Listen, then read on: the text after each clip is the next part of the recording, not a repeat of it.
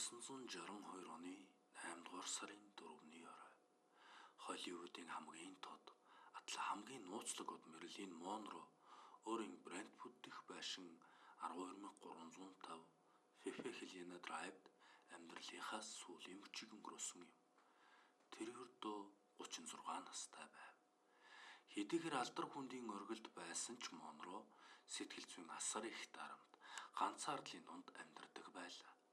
Тэр орой жүжигчин Питер Лоуфорд зэрэг хэд хэдэн найзтайгаа ярилцаж суусныхаа дараа унтлахын рөндөө орсон гэдэг. Харин гэрийн үйлчлэгч Юнис Мюррейг дуудахад хариу өгөхөө болж хаалгыг нь тогшоход ч дуурахгүй болохоор нь сандарч эхэлжээ. 8 дугаар сарын 5-ны үүрээр түүний сэтгцийн эмч доктор Ральф Гринсон цонхоор дамжин өрөөнд нь ороход Монро орон дээрээ хөдөлгөөнгүй гартаа утас атгаад хэвтэж байв. Өрөөнд хоосон эмийн шилнүүд хөглөрч байсан гэдэг. Лос Анжелесийн шүүхийн шинжилгээний эмч барбитуратын хүн тордлого их хэмжээний нойрны эмийн хэрэглэнээс үүдэн нас барсан хэмээн дүгнжээ. Энэ нь санаатай байсан уу эсвэл санамсаргүй хэтрүүлсэн үү гэдэг нь өнөө хүртэл бүрэн тогтоогдоогүй.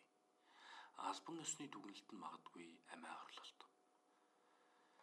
Монрогийн гинтийн үхэл дэлхийд даяар цочрол авчирсан. Тэр олон жил сэтгэл готрол, нойргүйдэл, донтолт, алдар нарын аимшигтай дарамтад шаналж ирсэн ч түүний үнэхээр явжглаа гэдэгт олон хүн итгэж чадсангүй.